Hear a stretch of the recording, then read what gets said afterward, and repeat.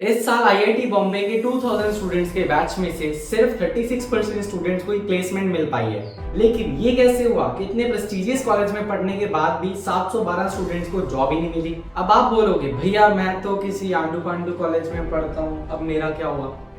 आपके साथ क्या होने वाला है ये सब इस वीडियो में हमें जानने को मिलेगा। And today we will decode the sad reality of our Indian education system.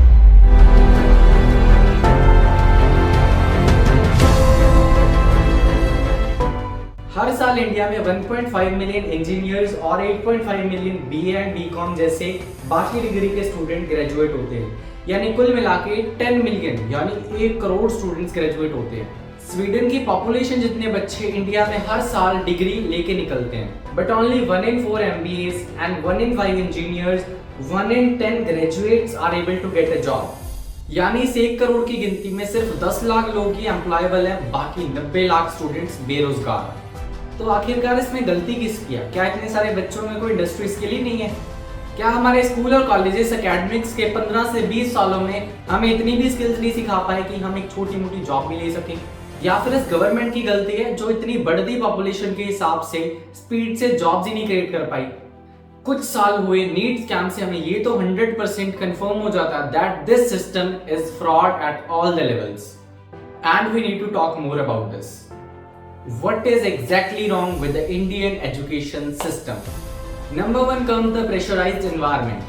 हमारे यहाँ पे काफी यंग एज में स्टूडेंट्स को नंबर 1 होने के लिए प्रेशराइज किया जाता है, नंबर 1 की रेस में दौड़ाया जाता है। नंबर 1 से 1-2 मार्क्स भी कम होना यहाँ तो ऐसे कोई गुनाह है। स्कूल्स में सक्सेस मेजर हमेशा उन एग्जाम्स के स्कोर्स के ऊपर डिपेंडेंट हो जाता है। ये नैरो व्यू हमेशा यही अज्यूम करता है कि हमारे एग्जाम्स के स्कोर्स हमारी लाइफ स्किल्स को रिफ्लेक्ट करते हैं, लेकिन ये कभी भी कंसीडर नहीं करता कि लाइफ में नॉन एकेडमिक स्किल्स लाइफ की ग्रोथ के लिए, स्किल्स की ग्रोथ के लिए कितने ज्यादा इंपॉर्टेंट है और कैसे इन्हें ओवर द टाइम डेवलप किया जा सकता है। These days students are pushed up into relentless cycle of exams and coaching classes, leaving no room for critical thinking, creativity and practical skills।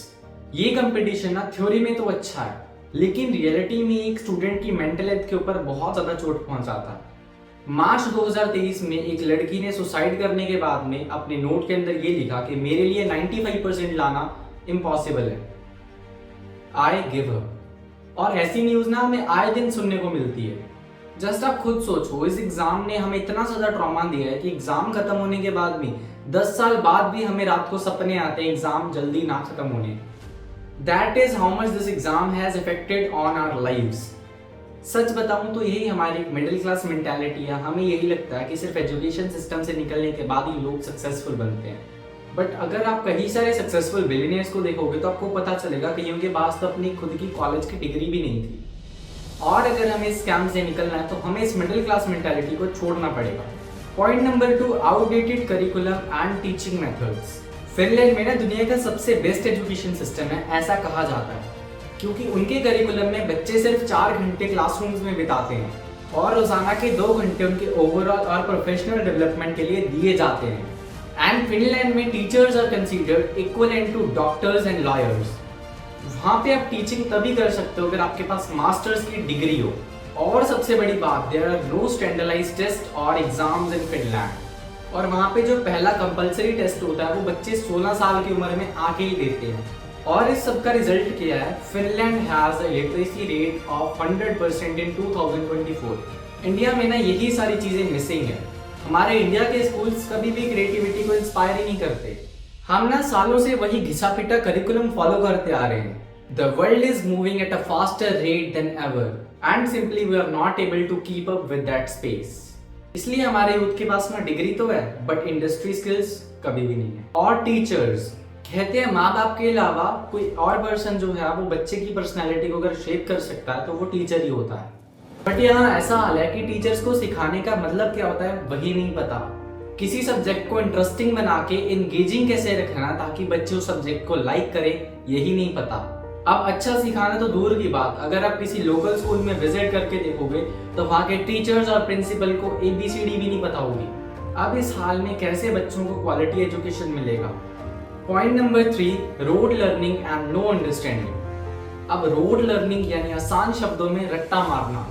हमारा पूरा एजुकेशन सिस्टम कई सालों से सिर्फ एक फिलॉसफी के ऊपर चलता आ रहा है, बच्चे कोई भी इंफॉर्मेशन बिना उस चीज को समझे, बिना कंसेप्ट को क्लियर करे, सिर्फ रट्टा मारते रहते हैं और दूसरे दिन ना एग्जाम पे आके पेपर पे उतार देते हैं।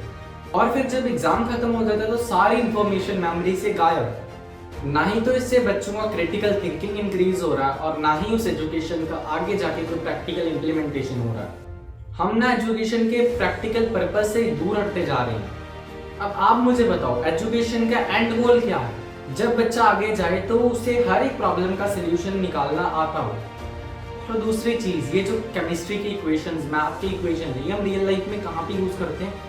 पर नहीं, हमारा जो सिस्टम है वो यही चाहता है कि हम हर एक सब्जेक्ट के अंदर घुस के हर एक चीज को रट्टा मारें, rather than understanding the basics and learning the points. Point number 4, career paths and beyond the rat race. आप में से जितने भी स्कूल और कॉलेजेस में जाने वाले बच्चे हैं ना, उन सभी से मेरा एक छोटा सा सवाल है, आप अपने फ्यूचर में कौन सा करियर ऑप्शन चूज करने वाले हो? मैं गारंटी लेता हूँ 90% बच्चे यही आंसर देंगे, या तो डॉक्टर, या तो इंजीनियर, या तो सिविल सर्विसेज। लेकिन अगर इससे अलग कोई जवाब है तो मुझे कमेंट्स में जरूर बताना। Coming back to the topic, इन्हीं 3-4 करियर पाथ्स में से सारे के सारे इंडिया का फ्यूचर छुपा होता है। बहुत सारे लोग हैं जो astronomer, archaeologist, social worker, ethical hacker, media person, event planner और शेफ बनना चाहते हैं। ऐसा कुछ दुनिया से अलग जॉब करने का सोच रहे हैं। हमें ना स्कूल में बायोलॉजी पढ़ाया जाता था, तो इसका मतलब ये था कि हमें सिर्फ डॉक्टर बनना करियर ऑप्शन है हमारे लिए।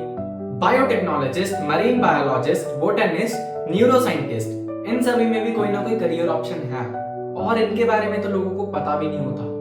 आपको सुन के शॉक लगेगा कि एक अच्छा न्यूरोसाइंटिस्ट एक डॉक्टर से भी ज्यादा पैसे कमाता है। बट नहीं, अगर शर्मा जी का बेटा डॉक्टर बन गया तो हमारे पेरेंट्स कुछ और हमें थोड़ी ना बनने देंगे। और यहाँ पे ना एक और इंटरेस्टिंग फैक्ट है, the total global wealth is estimated around $400 trillion and the top 10% of the people own approximately about 82% of this wealth। यानी इस 400 में से $328 ट्रिलियन सिर्फ 10% लोगों के पास है, उन 10% लोगों के पूल में है। अब आप एक बार जाके देखो कि इन 10% लोगों में से कौन कौन इंजीनियर है, कौन कौन डॉक्टर्स हैं। ये सारे के सारे एंटरप्रेन्योर्स, बिजनेस ओनर्स और सीईओज हैं। बट क्या कभी आपने सोचा कि हमारा जो इंडियन एजुकेशन सिस्टम है वो बिजनेस, एंटरप्रेन्योरशिप और फाइनेंशियल लिटरेसी के अराउंड कोई भी कोर्स वगैरह प्रोवाइड करता है? बचपन से लेके आज तक तो मैं मैथ्स के फॉर्मूलेस बताए जाते थे, बट उन्हें कभी टैक्सेस में इंप्लीमेंट करना कभी किसी ने बताया है? बचपन से आज तक आपको केमिस्ट्री के बहुत सारी इक्वेशंस पढ़ाई गई थी, बट क्या कभी किसी ने बताया था कि हम जो डे टू डे लाइफ के अंदर प्रोडक्ट्स यूज करते हैं उनमें कौन कौन से केमिकल्स यूज होते हैं? थियोरेटिकल नॉलेज दुनिया भर का, लेकिन प्रैक्टिकल नॉलेज का। Point number 5, what needs to be done. देखो, ये सारे प्रॉब्लम्स नए नहीं है, ये हर कोई बता रहा है। और इस पूरे सिस्टम को हम सुधारें कैसे? सबसे पहली चीज, गवर्नमेंट को द इंडियन एजुकेशन सिस्टम में रिफॉर्म्स लाने के बाद में हमारे करिकुलम को मॉडर्नाइज करना पड़ेगा। Entrepreneurship, taxes, finance, practical skills को लाना चाहिए जो हमें डेली बेसिस के ऊपर काम आती है। इन सबको इंटीग्रेट करना पड़ेगा, चीजों को बढ़ती टेक्नोलॉजी के साथ अपडेट करना पड़ेगा। यूएस में ना जो स्कूल्स होते हैं वहां पे क्लासेस के अंदर, क्लासरूम्स के अंदर वीआर, वर्चुअल रियलिटी सिस्टम को यूज करके बच्चों को पढ़ाया जाता है, जिसमें स्टूडेंट्स वीआर जैसे हेडसेट को यूज करके हिस्ट्री और बायोलॉजी के आसपास की चीजों को रियल लाइफ के अंदर घुस के आसपास के एनवायरनमेंट को फील करते हैं। स्कूल का infrastructure should also support learning to be easy for disabilities. दूसरा, हमें एग्जाम के ऊपर इंपॉर्टेंस देना कम कर देना चाहिए। Exam should be only limited to accessing theoretical knowledge. Students का ओवरऑल असेसमेंट प्रैक्टिकल नॉलेज के ऊपर होना चाहिए, जैसे प्रोजेक्ट बेस्ड असाइनमेंट्स।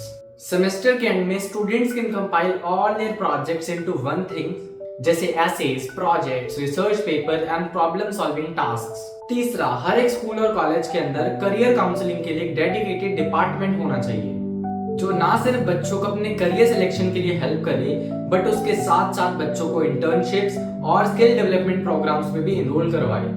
इससे स्टूडेंट्स को अलग अलग फील्ड में काम करके अपने एक फील्ड चूज करने में आसानी होगी। Last but not the least, parents should understand कि उनका बच्चा शैतान या नादान नहीं है। हर एक स्टूडेंट की अपनी एक खासियत, अपनी एक काबिलियत होती है। पेरेंट्स को अपने ड्रीम्स, अपने बच्चों के ऊपर नाव थोप के उनको उनकी लाइफ के अंदर, उनके करियर के अंदर कुछ ना कुछ करने का एटलीस्ट एक मौका देना चाहिए। बहुत सारी चीजें गलत है इस एजुकेशन सिस्टम में, बट हमें और हमारी आने वाली जनरेशन को इन चीजों को सुधारना पड़ेगा। और मेक श्योर इस वीडियो को ज्यादा से ज्यादा लोगों तक शेयर करना है। Let's bring a revolution. और लास्ट में बताना चाहता हूँ, इंडियन एजुकेशन सिस्टम को तो आप नहीं चेंज कर सकते, बट आप अपनी मेंटालिटी और अपने आसपास के लोगों की मेंटालिटी को जरूर चेंज कर सकते हो। तो बस यही था आज की इस वीडियो के अंदर। तो मिलते हैं आपको किसी और नई वीडियो के अंदर किसी और नए टॉपिक के साथ में। तब तक के लिए कीप ग्रोइंग।